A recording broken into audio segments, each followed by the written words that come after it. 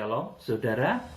Saat yang sukacita ini kembali saya akan sampaikan mengenai petunjuk pelaksanaan dari kegerakan Kitab Wahyu di akhir zaman. Saudara, kemarin sudah saya sampaikan mengenai petunjuk globalnya dari Kitab Wahyu pasal 1 sampai dengan Kitab Wahyu pasal yang ke-19. Saudaraku, di mana ada beberapa bagian. Yang pertama, 2 tahun penyucian gereja bangsa kafir, disusul dengan 9 bulan kegerakan kuda putih, disusul dengan 9 bulan, saudaraku, masa kandungan gereja. Kemudian setelah itu gereja mengungsi dan dunia dilanda masa antikris selama 3,5 tahun. Jadi total ada 7 tahun, saudaraku, secara global Kitab Wahyu pasal yang ke-1 sampai dengan pasal 19. Pada saat pembahasan kali ini saya akan sampaikan mengenai petunjuk pelaksanaan kegerakan Kitab Wahyu pasal 1 sampai dengan pasal 5. Saudaraku, ini akan memakan waktu selama 2 tahun. Saudaraku, jadi 2 tahun ini dari Kitab Wahyu pasal 1 sampai dengan pasal 5, ini gereja nanti ada di dalam, saudaraku, penyucian, pengudusan, pemersatuan yang dilakukan oleh Tuhan Yesus Kristus, saudaraku. Jadi Kitab Wahyu pasal 1 sampai pasal 5 ini akan digenapi di dalam masa 2 tahun. Dan pada masa 2 tahun tersebut terjadi penyucian yang begitu luar biasa, seperti imam besar yang melakukan 7 kali percikan darah pada seluruh benda-benda di dalam bait Allah. Saudara, ini kemudian di dalam Kitab Wahyu Tuhan juga memercikkan darah pengudusan, darah korban Kristus, saudaraku. Ini untuk menyucikan, menyempurnakan gereja-gereja Tuhan, baik yang berkarakter Efesus, Smyrna, Pergamus, Tiatira, Sardis, Philadelphia maupun Laodikia. Saudara, di dalam Kitab Wahyu pasal yang ke-1 ayat ke-9 sampai dengan ayat yang ke-20, di sana Tuhan berkostum sebagai imam besar agung. Kalau saudara melihat di dalam Kitab Wahyu pasal 1 ayat 9 sampai 20, saudara baca sendiri nanti. Sini saya akan menyampaikan poin-poinnya saja, saudaraku. Di dalam ayat itu digambarkan bahwa seorang serupa anak manusia berpakaian jubah yang panjangnya sampai di kaki. Ini pakaian imam besar, saudara. Kemudian dadanya berlilitkan ikat pinggang dari emas. Ini juga pakaian imam besar. Kemudian kepala dan rambutnya putih bagaikan bulu yang putih meta. Matanya bagaikan nyala api. Kemudian kakinya mengkilap bagaikan tembaga membara dalam perapian. Kemudian suaranya bagaikan desau air bah. Kemudian tangan kanannya yang memegang 7 bintang. Kemudian, saudaraku, poin selanjutnya, dari mulutnya keluar sebilah pedang tajam bermata 2. Kemudian wajahnya bersinar-sinar bagaikan matahari yang terik. Kemudian dia menyatakan diri bahwa dia Yesus, saudaraku, karena di sana ada satu ayat yang menyatakan, aku adalah yang awal dan yang akhir dan yang hidup. Aku telah mati, namun aku hidup sampai selama-lamanya. Yang memenuhi syarat pernah hidup, kemudian mati, kemudian sudah dibangkitkan dan hidup selama-lamanya, kemudian memegang kunci maut dan kerajaan maut. Ini yang memenuhi syarat seperti itu di seluruh alam raya ini cuma Tuhan Yesus Kristus, tidak ada yang lain. Saudaraku, kemudian dalam penampilannya sebagai imam besar itu, dia berada di tengah-tengah 7 kaki dian emas, saudaraku. Jadi masa 2 tahun penyucian terhadap gereja-gereja Zaitun liar atau non-Israel ini nanti akan terjadi selama 2 tahun, saudaraku. Ini ditulis di dalam Kitab Wahyu, kegenapan Kitab Wahyu, mulai Kitab Wahyu pasal 1 sampai dengan Kitab Wahyu pasal yang ke-5. Saudara, sesuai dengan penampilannya sebagai imam besar agung yang menyucikan gerejanya. Saudara, maka yang menjadi tangan kanan atau pelaksana dari kegerakan kitab Wahyu untuk menyucikan, menyatukan gereja dari seluruh penjuru bumi, gereja asal Jaiton liar atau non-Israel, ini dipercayakan kepada 7 bintang yang digenggam di tangan kanan Allah. Wahyu pasal 1 ayat 16. Kemudian diterangkan di dalam Wahyu pasal 1 ayat 20 bahwa 7 bintang itu adalah malaikat ke-7 jemaat. Artinya malaikat jemaat itu adalah hamba Tuhan yang melayani. Kemudian ditulislah kepada surat jemaat di Efesus, Smyrna, Pergamus, Tiatira, Sardis, Philadelphia, dan Laodikia. Saudaraku, yang mendapatkan surat, saudara, ini tentunya adalah hamba Tuhan. Jadi kalau kitab Wahyu ini tuliskanlah kepada malaikat sidang jemaat di Efesus. Ini tentunya tujuan surat ini adalah kepada hamba Tuhan, malaikat sidang jemaat di Efesus. Saudaraku, karena ini mengandung roh nubuat.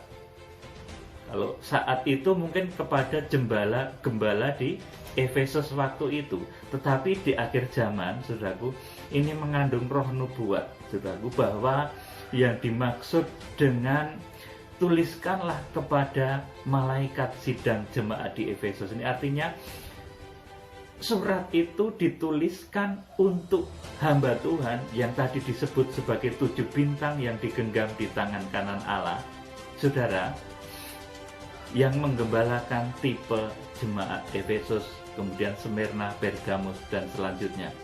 Jadi surat kepada ke-7 jemaat itu adalah surat yang ditujukan kepada hamba Tuhan yang akan diutus oleh Tuhan. Dia berposisi sebagai tangan kanan Tuhan. Saudara, tangan kanannya ia memegang 7 bintang.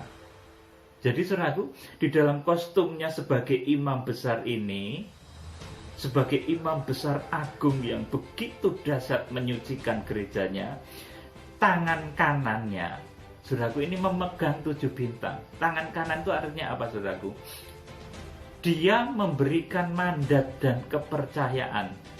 Kalau seseorang disebut sebagai tangan kanannya Pak Bupati, itu artinya dia merupakan kepercayaan dari Bapak Bupati. Kalau seseorang mendapat satu jabatan sebagai tangan kanan presiden, saudaraku, artinya dia merupakan kepercayaan dari presiden. Saudara, di dalam kitab Wahyu pasal 1 ayat 16, Tuhan memberikan mandat dan kepercayaan untuk menyucikan gereja. Dia sebagai imam besar yang akan menyucikan, ini memberikan mandat, memberikan tangan kanannya kepada 7 bintang, yaitu hamba-hamba Tuhan yang nanti akan menyucikan, menguduskan jemaat-jemaat Tuhan di akhir zaman. Menyucikan, menguduskan, juga mempersatukan. Saudaraku yang dikasihi Tuhan, jadi ini makna dari Tuhan Yesus yang memegang ke-7 bintang. Itu artinya dia yang memberikan kepercayaan. Tangan kanan itu artinya apa, saudaraku? Kepercayaan. Tangan kanannya Bapak Presiden, itu artinya orang kepercayaan Bapak Presiden. Ini yang digenggam Tuhan Yesus ketika datang, itu adalah 7 bintang. Saudaraku, ini hamba Tuhan yang menjadi kepercayaan Tuhan Yesus Kristus untuk melakukan penyucian gereja, penyatuan gereja. Saudaraku, dan fungsinya sebagai bintang, ini saya beritahu sudah berulang-ulang kali, ini merupakan petunjuk untuk satu arah kekristenan yang sejati, yaitu lahirnya tubuh Kristus. Wahyu pasal 12 ayat yang kelima. Saudaraku, di sana seorang wanita yang berpakaian matahari, bulan, dan bintang itu mengandung, kemudian dia melahirkan seorang anak laki-laki yang akan menggembalakan segala bangsa, dengan gada besi. Wahyu pasal 12 ayat yang kelima. Itu arah dari gerakan bintang-bintang di akhir zaman. Saudaraku, kalau 2000 tahun yang lalu, saudaraku, bintang Bethlehem itu arahnya mengarahkan orang-orang Majus ke Bethlehem kecil, tempat Tuhan Yesus Kristus lahir. Saat itu 2000 tahun yang lalu, Tuhan Yesus Kristus yang adalah kepala gereja itu lahir. Perhatikan baik-baik, ini bahasa dalam, saudaraku. 2000 tahun yang lalu Tuhan Yesus Kristus sebagai kepala gereja itu lahir, dan petunjuknya adalah bintang Bethlehem. Maka di akhir zaman, saudaraku, tubuh Kristus itu lahirnya di Wahyu pasal 12 ayat yang kelima. Saudaraku, tubuh Kristus, dia kepalanya. Kemudian tubuh Kristus itu lahirnya di Wahyu pasal 12 ayat yang kelima. Di sanalah kesatuan gereja Tuhan dari segala bangsa, suku, dan bahasa. Saudaraku yang dikasihi Tuhan, jadi tugas utama dari 7 bintang ini adalah mengarahkan gereja-gereja Tuhan, mempersatukan gereja-gereja Tuhan, kemudian menyucikan, menguduskan gereja-gereja Tuhan dari berbagai macam kelemahan, baik secara fisik maupun secara rohani. Saudara yang dikasihi Tuhan, jadi ini inti dari kitab Wahyu pasal 1, saudaraku. Kemudian mengenai seleksi dan penampian yang begitu dahsyat untuk menyucikan gereja di akhir zaman, untuk menyeleksi orang-orang yang akan menjadi mempelai wanita anak domba Allah ini, Tuhan memberikan kepercayaan tadi kepada 7 tokoh yang disebut sebagai 7 bintang di tangan kanan Allah. Saudaraku yang dikasihi Tuhan, kemudian arti 7 kaki dian emas yang ada di dalam kitab Wahyu, yang di Tuhan Yesus berada di tengah-tengah ke-7 kaki dian emas itu, bahwa 7 kaki dian emas itu adalah semua jemaat gereja dari bangsa non-Israel yang masuk ke dalam pembangunan tubuh Kristus yang esa. Saudaraku, mereka berkarakter atau berciri seperti jemaat Efesus, kemudian seperti jemaat Smyrna, kemudian berkarakter seperti jemaat Pergamus, kemudian berkarakter seperti jemaat Tiatira, kemudian berkarakter seperti jemaat Sardis, kemudian berkarakter seperti jemaat Philadelphia maupun Laodikia. Saudaraku yang dikasihi Tuhan, jadi Tuhan Yesus sebagai imam besar agung ini melalui tangan kanannya tadi. Tangan kanan ini berbicara dari hamba Tuhan yang dipercaya. Kalau tangan kanan Pak Presiden itu artinya dia orang yang dipercaya Pak Presiden. Tangan kanan Pak Bupati itu artinya orang yang dipercaya Bapak Bupati. Kemudian kalau tangan kanan Tuhan Yesus Kristus ini memegang 7 bintang, ini artinya adalah hamba Tuhan yang dipercaya oleh Tuhan untuk melakukan pekerjaannya di akhir zaman. Jadi tegas sekali, saudaraku, 7 bintang yang digenggam di tangan kanan Tuhan ini adalah 7 hamba Tuhan yang tugasnya adalah melaksanakan amanat dari Tuhan Yesus Kristus di akhir zaman, yaitu untuk kegenapan rencana Tuhan di dalam kegerakan kitab Wahyu. Saudara, sebagai imam besar agung Tuhan Yesus yang tampil di dalam kitab Wahyu pasal 1 ayat 9 sampai 20, kostumnya begitu luar biasa. Dia yang memegang atau mengutus ke-7 bintang itu, saudaraku, dia memiliki cara yang unik ketika menegur jemaat-jemaatnya, bahwa Tuhan itu ternyata mengakui keunggulan masing-masing jemaat itu. Saudaraku, tapi setelah diakui dari kelebihan kehebatannya, Tuhan juga menegur kelemahannya secara jelas, secara tegas. Saudaraku, kemudian Tuhan juga memberikan solusi jalan keluar supaya jemaat itu bisa mengatasi kelemahannya, kemudian bisa mencapai standar rohani menjadi sidang mempelai wanita anak domba Allah. Saudaraku yang dikasihi Tuhan, di dalam penyucian dan pengudusan yang akan berjalan selama 2 tahun, ini sekali lagi 2 tahun ini terambil dari nubuatan bahwa nanti ketika Yusuf itu di tanah Mesir, saudaraku, terjadi kelaparan besar di sana. Setelah 2 tahun masa kelaparan itu terjadi, maka Yusuf menyatakan diri kepada saudara-saudaranya.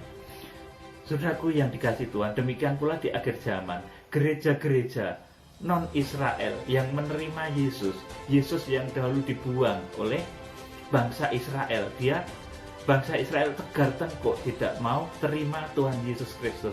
Ini seperti saudara-saudara Yusuf yang membuang Yusuf, saudaraku. Maka di akhir zaman, saudaraku, nanti kita akan menyatakan diri setelah 2 tahun dibentuk, digembleng oleh 7 tokoh yang dipakai oleh Tuhan sebagai tangan kanannya. Saudaraku, dan barang siapa menang dan bertobat dari dosa-dosanya, dia terpilih, maka dia akan, saudaraku, dipermanenkan untuk kegerakan selanjutnya. Jadi selama 2 tahun ini adalah pemilihan, saudaraku, orang-orang yang nanti akan menjadi sidang mempelai wanita anak domba Allah, yaitu orang-orang yang tidak mengalami kematian tubuh ketika Tuhan Yesus Kristus datang, saudaraku, seperti 1 Korintus 15 ayat yang ke-51 dan selanjutnya. Di sana dinyatakan ada satu rahasia besar, kita tidak akan mati semuanya, tapi akan diubahkan dalam sekejap mata. Saudara, yang tidak mati, tidak mengalami kematian tubuh itu hanya ada beberapa orang. Dulu Henokh, kemudian Elia. Di akhir zaman hanya mempelai wanita anak domba Allah. Jadi siapa mempelai itu? Mempelai wanita anak domba Allah adalah orang-orang yang hidup hingga Tuhan Yesus Kristus datang, diangkat dan diubah di dalam tubuh kemuliaan. Itulah mempelai wanita anak domba Allah. Saudaraku, kemudian barang siapa yang menolak disucikan dan tidak tergabung, saudaraku, di dalam kegerakan pemersatuan tubuh Kristus ini, mereka akan gugur. Saudaraku, gugur secara pemilihan, tidak masuk di dalam hierarki tubuh Kristus. Dia patah dari keanggotaan tubuh Kristus, saudaraku. Dia mengalami satu kegagalan. Kemudian hanya ada 2 alternatif saja, yaitu mati syahid atau binasa. Karena yang gagal masuk menjadi mempelai nanti pasti tertinggal di masa antikris. Dan di sana hanya ada 2 pilihan, terima tanda 66 ataupun menolak tanda 666. Kalau terima, maka dia akan bisa berjual beli, kemudian mendapat fasilitas dari antikris tapi masuk neraka. Tapi kalau menolak, maka dia akan tidak mendapat akses jual beli, bahkan mungkin juga dibunuh, tetapi nanti dia akan masuk surga, dibangkitkan sebentar lagi ketika Tuhan Yesus Kristus datang. Saya ulangi sekilas, ini jemaat Efesus. Ini posisinya di dalam tabernakel bait suci Allah. Ini mereka jatuh di dalam mezbah dupa. Arti dari mezbah dupa kemarin sudah saya terangkan, ialah mengenai kasih kita kepada Allah dan juga kepada sesama lewat sembah dan doa syafaat. Efesus ini, saudaraku, mezbah dupanya rusak, paru-parunya rusak, saudaraku. Ini harus disembuhkan, penyakit jasmani maupun rohani, karena nanti akan jadi mempelai. Jadi mempelai itu penyakitnya harus sembuh, penyakit jasmaninya maupun penyakit rohaninya harus sembuh, saudaraku. Dan oleh pekerjaan malaikat sidangnya ini harus disembuhkan. Oleh karena itu, malaikat sidang jemaat di Efesus ini dia pakar di dalam mezbah dupa, pembangunan mezbah dupa. Dia ahli, saudaraku. Dia ahli di dalam membangun sembah dan doa kepada Tuhan. Ini malaikat sidang yang pertama, malaikat sidang jemaat di Efesus, saudaraku. Dia ahli, saudaraku. Kalau saya ibaratkan ya, ibarat sebagai dokter gitu, dia spesialis di spesialis paru, saudaraku. Jadi ahli mengenai sistem pencernaan. Di dalam bait suci ahli mengenai mesbah dupa, ahli di dalam penyembahan, saudaraku. Kemudian secara fisik dia ahli nanti, saudaraku, menciptakan mujizat-mujizat yang berkaitan dengan kesembuhan orang yang sakit di dalam saluran pernafasan atau paru-paru. Saudaraku, saya lanjutkan, ini kemarin sudah saya sampaikan, tidak usah saya panjang lebarkan. Kemudian jemaat Smyrna, saudaraku. Jemaat Smyrna ini posisinya di dalam tabernakel, saudaraku. Dia jatuh pada pelita emas. Kepelitaannya itu redup dan padam, saudara. Kepelitaan dari jemaat Smyrna ini, saudaraku. Karena Smyrna ini satu jemaat yang diliputi dengan banyak sekali ketakutan, dengan banyak kekhawatiran dan kenyataan di dalam hidupnya, saudaraku, karena memang kondisinya yang begitu terbatas, saudaraku. Seperti Ayub katakan, justru apa yang ditakutkan seseorang itu akan menimpa, saudaraku. Padahal, saudaraku, takut ini merupakan satu dosa. Kalau saudara membaca di dalam kitab Wahyu pasal 21 ayat 8, itu takut itu ranking pertama. Tapi orang-orang penakut, saudaraku, tidak akan masuk surga, saudaraku. Tapi dia akan menjadi orang yang, saudaraku, akan masuk ke dalam neraka, saudaraku. Jadi takut ini dosa, saudaraku. Wahyu pasal 21 ayat 8, bisa saudara baca sendiri. Kemudian jemaat Pergamus, saudaraku. Jemaat Pergamus ini posisinya di dalam tabernakel ini, dia rusaknya di meja roti sajian. Artinya, saudaraku, mereka secara rohani ini dimasuki oleh satu ajaran-ajaran yang enggak benar, ajaran-ajaran sesat. Di sana ada ajaran Bileam, di sana juga ada ajaran Nikolaus, saudaraku. Jadi Pergamus ini ibarat seorang gadis yang akan menikah, saudaraku, calon mempelai wanita anak domba Allah. Dia sedang mengalami sakit di bagian saluran pencernaan lambung, saudaraku. Dan malaikat jemaat di Pergamus ini dia ahli di dalam hal, saudaraku, menyembuhkan, membangun meja roti sajian, saudaraku. Artinya dia ahli di dalam olah firman Tuhan, saudaraku. Dia juga ahli di dalam hal kesembuhan berbagai penyakit yang berkenaan dengan pencernaan, saudaraku. Jadi spesialis sekali, saudaraku.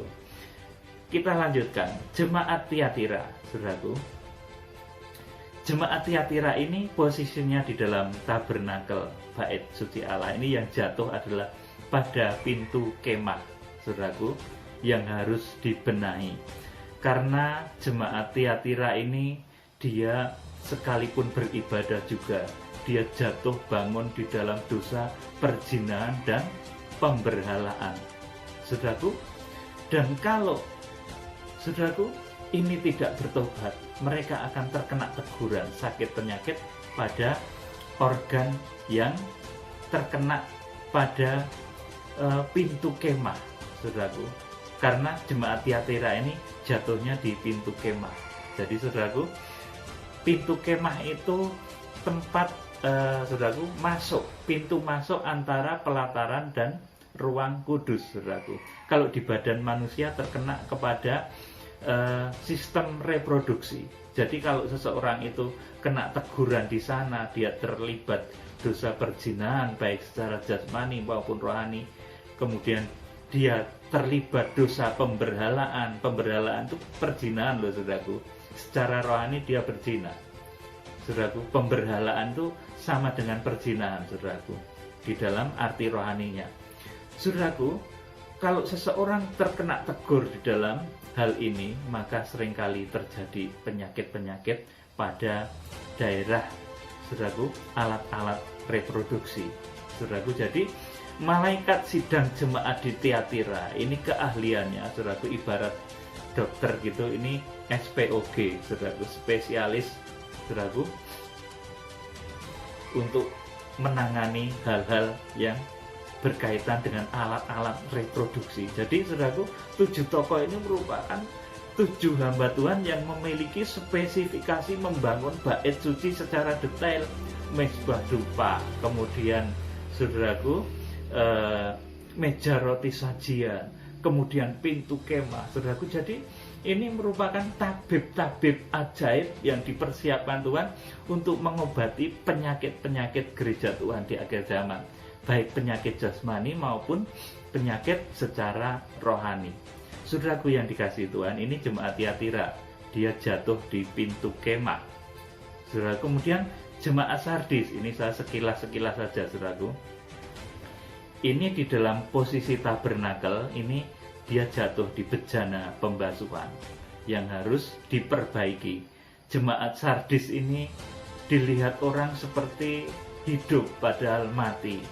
Bahkan semua yang dikerjakannya tidak ada yang sempurna, tidak pernah diselesaikan, dan saudaraku tidak suka berdoa dan berjaga-jaga.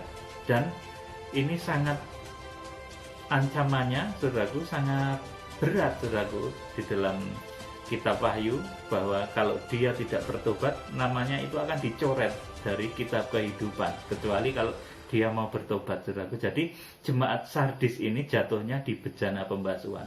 Bejana pembasuhan ini arti rohaninya adalah kelahiran baru. Dia terjebak di dalam kematian dan kebangkitan palsu. Ini jemaat Sardis, saudaraku. Kemudian saudaraku, jemaat Philadelphia ini jemaat yang paling bagus, saudaraku. Ini jatuhnya di pintu tirai, itu artinya hampir memasuki ruang Maha Kudus. Dia hanya perlu untuk bersabar. Memang jemaat Philadelphia itu kecil, kekuatan finansialnya juga kecil, namun dia selalu setia dan taat kepada firman Tuhan, tidak menyangkal Tuhan, saudaraku. Meskipun krisis seberat apapun, dia tetap setia, dia tetap bisa beribadah, dia tetap bisa menopang, saudaraku, dan lain sebagainya. Karakter Philadelphia, saudaraku. Kepada jemaat Philadelphia ini dijanjikan akan diberikan kunci Daud, saudaraku. Kalau Tuhan sudah membuka, tidak ada yang bisa menutup. Ini yang dijanjikan kepada jemaat Philadelphia. Artinya apapun yang dikerjakan jemaat Philadelphia, meskipun kecil, akan dijadikan oleh Tuhan berhasil. Saudaraku, kemudian jemaat Laodikia, ini posisi di dalam tabernakel, ini jatuhnya adalah pada mezbah korban bakaran yang harus dibenahi, saudaraku. Mezbah korban bakaran itu kalau di dalam badan kita terkena pada kaki bagian bawah, saudaraku. Jadi kalau ada teguran di sana, saudaraku, maka kaki bagian bawah nanti akan mengalami satu masalah-masalah yang cukup serius, saudaraku. Dan ini ahlinya, pakarnya adalah malaikat sidang yang melayani jemaat karakter Laodikia, saudaraku yang dikasihi Tuhan. Jadi begitu ajaib dan luar biasa bahwa Tuhan itu melakukan penyembuhan penyakit secara jasmani maupun secara rohani. Saudaraku, Efesus, Smyrna, Pergamus, Tiatira, Sardis, Philadelphia, dan Laodikia itu jemaat-jemaat yang mengalami sakit baik secara jasmani maupun secara rohani, dan itu ditegur oleh kemunculan hamba Tuhan yang merupakan tangan kanannya Tuhan, yang saya sebut tadi sebagai 7 bintang yang digenggam di tangan kanan Allah. Mereka adalah 7 hamba Tuhan terpilih yang nanti akan menjadi penggenap dari rencana Allah, bahkan nanti juga menjadi pelaksana dari penghukuman 7 meterai, pelaksana penghukuman 7 sangkakala, pelaksana dari penghukuman 7 cawan murka Allah. Itu semua yang melakukan nanti adalah ini hamba Tuhan yang ada di dalam genggam tangan kanan Tuhan Yesus Kristus, yang ada di dalam genggam tangan imam besar agung kita, yaitu Tuhan Yesus Kristus. Bahkan amanat mengenai penghukuman 7 meterai, 7 sangkakala, dan 7 cawan, nanti yang melakukan adalah 7 hamba Tuhan. 7 hamba Tuhan yang merupakan kepercayaan atau tangan kanannya Tuhan Yesus Kristus, imam besar agung kita.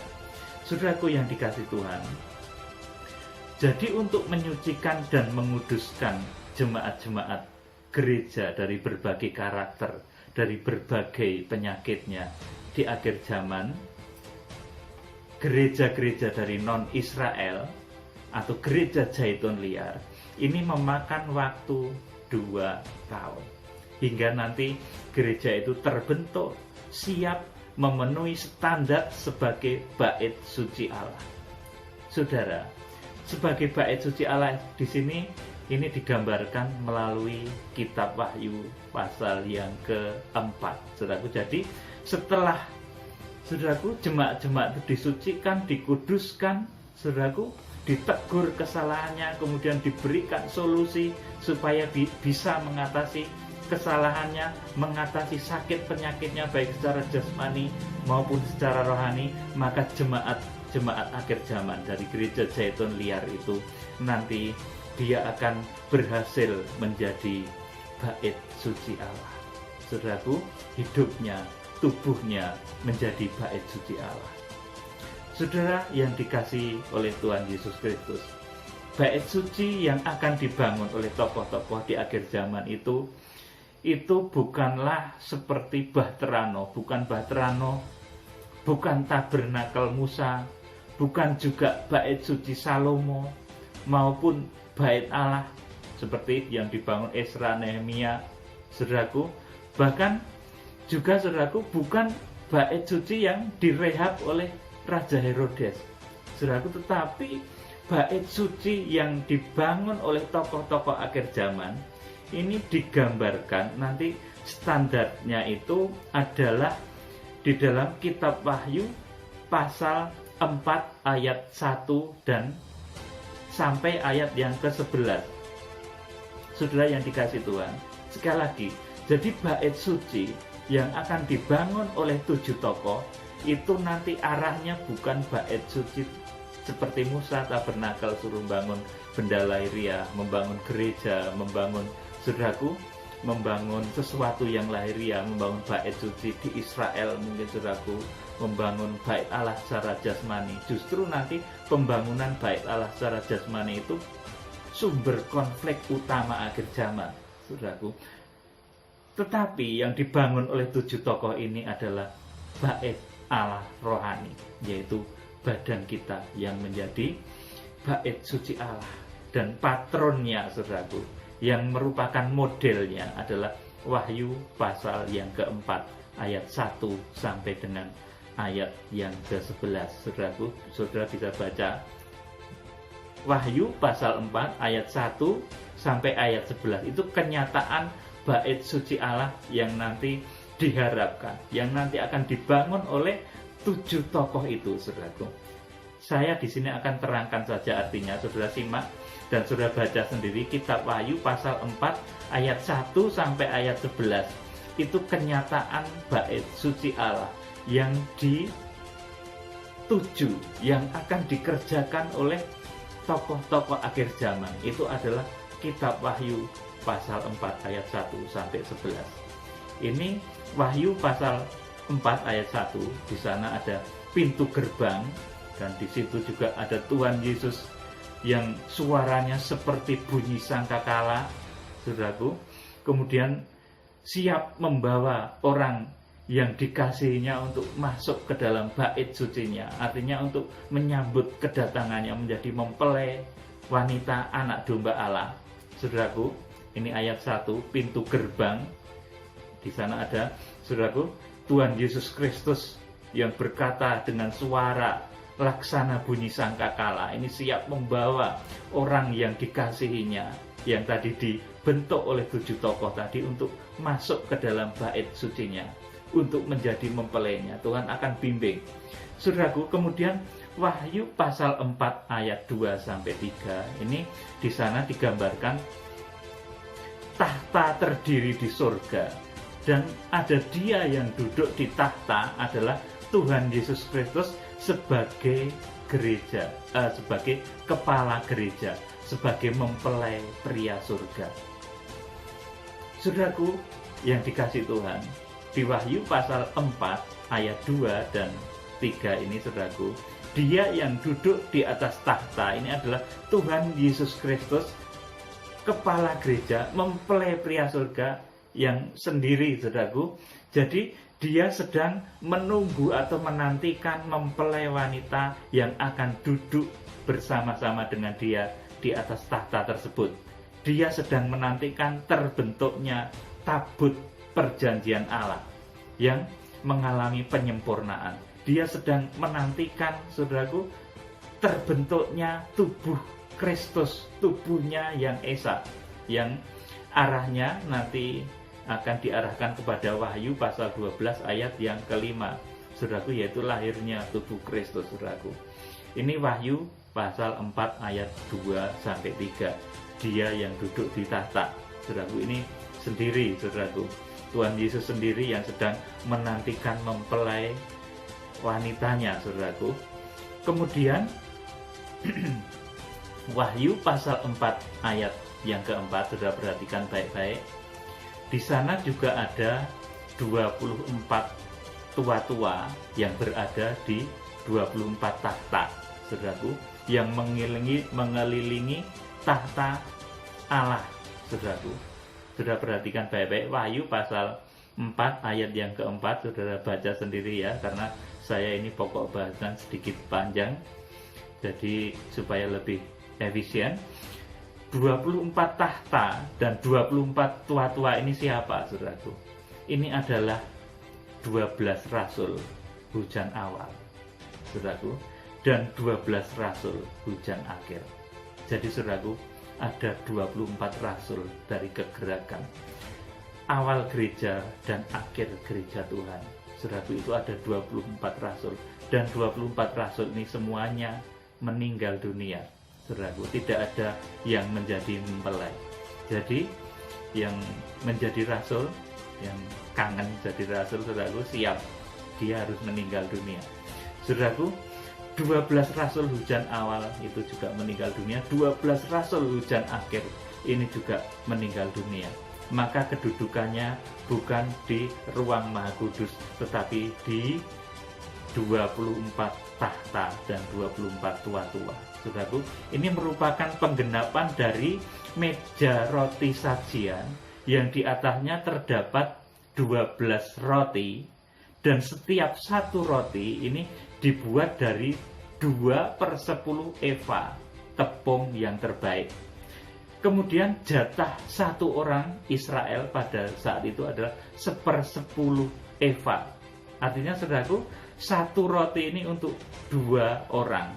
Jadi di meja roti sajian ini ada 12 roti. Ini artinya itu merupakan jatah dari 24 tua-tua, 24 rasul, yaitu 12 rasul kegerakan hujan awal dan 12 rasul kegerakan hujan akhir. Dan semua yang berjabatan rasul nanti akan meninggal dunia. Saudaraku yang dikasihi Tuhan, mereka peranannya sangat dominan. Mereka adalah peletak dasar dari pengajaran-pengajaran firman Allah. Tetapi mereka bukan mempelai wanita anak domba Allah. Kalau 7 bintang, 7 tokoh tadi, ini adalah mempelai. Saudaraku, nanti posisinya ada di ruang Maha Kudus bersama dengan Tuhan Yesus Kristus. Tetapi, saudaraku, 24 rasul, saudaraku, atau 24 tua-tua yang duduk di 24 tahta itu, mereka bukan mempelai. Mereka duduk pada posisinya, yaitu di 24 tahta yang mengelilingi tahta Allah. Saudaraku yang dikasihi Tuhan, saya lanjutkan. Jadi rasul, semua rasul hujan awal maupun hujan akhir semuanya meninggal dunia, ya saudaraku. Kemudian Wahyu pasal 4 ayat yang kelima, ini di sana dikatakan, dari tahta Allah ini keluar kilat dan bunyi guruh yang menderu. Saudaraku, kalau saudara membaca di sana, ini merupakan menunjuk dari api mezbah korban bakaran, deru kilat dan bunyi guruh, saudaraku. Ini bentuk dari api mezbah korban bakaran. Kalau di bait suci Musa, di bait suci tabernakel, saudaraku, ini di dalam Wahyu pasal yang keempat ayat yang kelima, mezbah korban bakaran ini digambarkan dari tahta Allah itu keluar kilat dan bunyi guruh yang menderu. Ini api dari mezbah korban bakaran. Saudara, kemudian 7 obor yang menyala-nyala di tahta Allah, itulah ketujuh roh Allah. Ini menunjuk kepada 7, saudaraku, kepada pelita emas di tabernakel. Saudaraku, jadi kalau tadi kilat yang keluar dari tahta Allah, keluar kilat dan bunyi guruh yang menderu, saudaraku, ini gambaran dari api mezbah korban bakaran. Kemudian 7 obor yang menyala-nyala di hadapan tahta Allah, itulah ketujuh roh Allah. Ini menggambarkan pelita emas pada tabernakel. Saudaraku, ini Wahyu pasal 4 ayat yang kelima. Ini tabernakel nanti yang akan dibentuk oleh tokoh-tokoh akhir zaman itu, saudara. Kemudian Wahyu pasal 4 ayat 6, ini di sana dituliskan ada lautan kaca bagikan kristal, saudaraku. Ini tertulis juga di Wahyu pasal 15 ketika ada tanda yang besar dan ajaib di langit, di samping, di sebelah dari lautan kaca yang bagikan kristal itu ada orang yang menyanyi. Orang-orang mereka yang menang, mereka menyanyi satu pujian Musa dan anak domba. Besar dan ajaiblah karyamu, agung dan benarlah jalanmu, saudaraku. Seperti itu, saudaraku. Ini adalah lautan kaca bagikan kristal, ini menunjuk pada bejana pembasuhan. Saudaraku, ini artinya siapa yang merindukan menjadi mempelai anak domba ini harus mengalami proses kelahiran baru. Artinya hidup baru di dalam kesucian dan kekudusan. Harus hidup baru di dalam pembaharuan oleh karena Roh Kudus, saudaraku. Ini arti dari lautan kaca yang bagikan kristal. Kemudian, saudaraku, Wahyu pasal 4 ayat 6 juga, saudaraku, ini ada dinyatakan ditulis di tengah-tengah tahta itu dan di sekelilingnya ada 4 makhluk yang menyerupai singa, menyerupai anak lembu, dan menyerupai muka manusia. Kemudian yang terakhir seperti burung nasar yang sedang terbang. Ini menunjuk kepada pintu tirai Maha Kudus, saudaraku. Jadi pintu tirai Maha Kudus ini di dalam kehidupan kita adalah saat kita bisa merobek hawa nafsu kedagingan kita, keinginan-keinginan jahat kita, keinginan-keinginan daging yang kotor, serba najis, serba jahat dan lain sebagainya. Kita kalahkan di dalam doa dan puasa. Kita menyangkali diri, saudaraku. Ini kenyataan bait suci yang ada di dalam Wahyu pasal 4 ayat 6 dan 7. Saudaraku, kemudian Wahyu pasal yang keempat ayat 8 sampai 11 ini mengenai kegiatan penyembahan di surga. Saudaraku yang dikasih Tuhan, jadi di surga itu ada satu kegiatan yang luar biasa, saudaraku. Ini merupakan satu contoh atau gambaran dari mezbah dupa yang ada di surga. Siang malam menyembah Tuhan dan tidak pernah berhenti.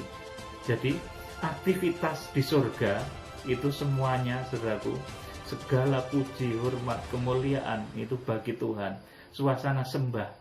Jadi ketika menyembah itu, bahkan saudaraku, 24 rasul, 24 yang duduk di 24 tahta itu melemparkan mahkota dari atas kepalanya, kemudian menyembah Tuhan sampai selama-lamanya.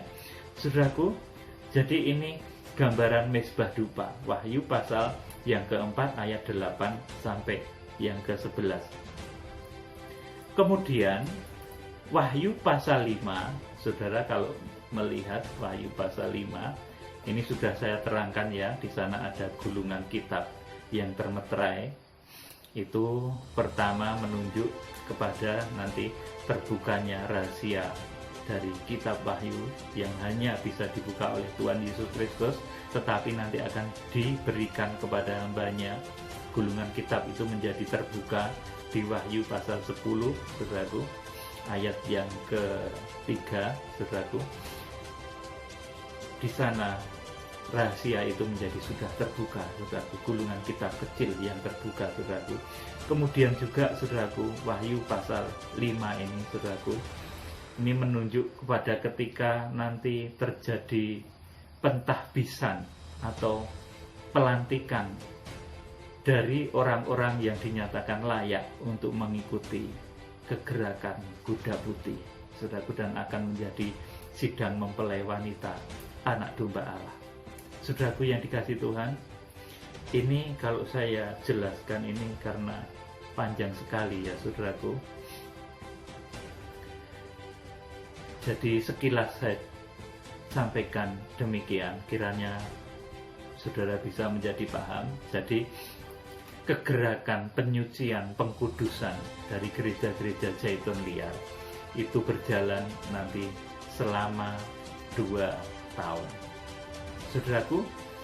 Dan proses penyucian, pengudusan, pemersatuan gereja-gereja Tuhan itu dipercayakan oleh imam besar agung yang tampil di dalam kitab Wahyu pasal 1 ayat yang ke-9 sampai ayat yang ke-20 itu dipercayakan kepada 7 bintang, saudaraku, yang menjadi tangan kanannya Tuhan. Artinya tangan kanan itu pelaksana, orang kepercayaan Tuhan untuk melaksanakan penyucian, pengkudusan, dan penyatuan gereja Tuhan itu dipercayakan kepada 7 tokoh hamba Tuhan. Saudaraku yang dikasihi oleh Tuhan, saat ini hamba-hamba Tuhan ini sudah ada, tinggal menunggu mau merendahkan diri, kemudian bersatu di dalam genggam tangan kanan Allah untuk melakukan kegerakan kitab Wahyu. Kemarin sudah saya sampaikan juga, saudaraku, waktunya sudah dekat, saudaraku. Meskipun kita harus menjaga apa yang masih dimeteraikan, yang belum boleh disampaikan, dan apa yang boleh disampaikan saat ini, saudaraku, itu sangat perlu untuk dijaga. Saudaraku yang dikasihi oleh Tuhan Yesus Kristus, jadi sekali lagi saya sampaikan bahwa waktu yang diberikan oleh Tuhan untuk penyucian, pengkudusan, sampai penetapan, saudaraku, jumlah dari bangsa Zaitun Liar yang akan dilantik, ditahbis, layak untuk mengikuti kegerakan kuda putih, itu nanti waktunya adalah 2 tahun. Dari kitab Wahyu pasal 1 sampai dengan kitab Wahyu pasal 5. Dari nubuatan Yusuf ketika 2 tahun terjadi kelaparan di tanah Mesir, maka pada saat itu Yusuf menyatakan diri kepada saudara-saudaranya. Demikian pula setelah kita dilantik di dalam tahbisan Allah, saudaraku, kita sudah dibentuk, ditempa selama 2 tahun, kemudian hasilnya kita hidup menjadi bait suci Allah seperti, saudaraku, tertulis di dalam kitab Wahyu pasal yang keempat, saudaraku. Ini standar bait suci Allah yang kita akan capai, saudaraku. Itu standar bait suci Allah di dalam kitab Wahyu pasal 4 ayat 1 sampai 11. Kemudian di dalam Wahyu pasal 5 kita ditahbis untuk, saudaraku, permanen kita ikut di dalam kegerakan kuda putih, saudaraku.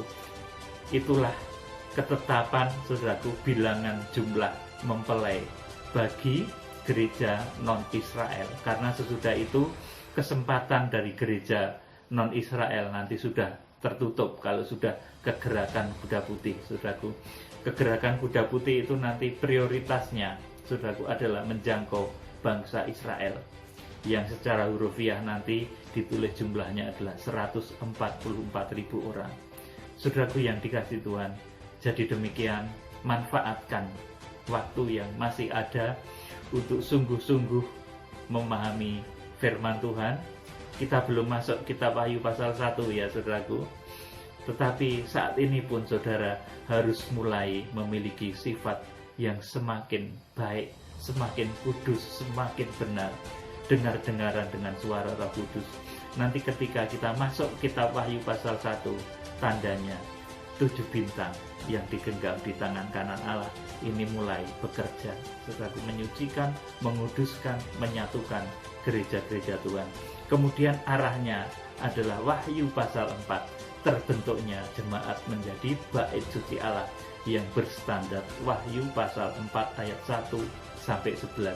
Kemudian di Wahyu pasal 5 nanti orang-orang yang berhasil dibentuk ini saudaraku akan ditahbis untuk satu kegerakan besar, yaitu kegerakan kuda putih menjangkau bangsa Israel. Jadi demikian kiranya Tuhan Yesus Kristus memberkati. Ini merupakan petunjuk pelaksanaan dari kegerakan Kitab Wahyu pada bagian yang kedua.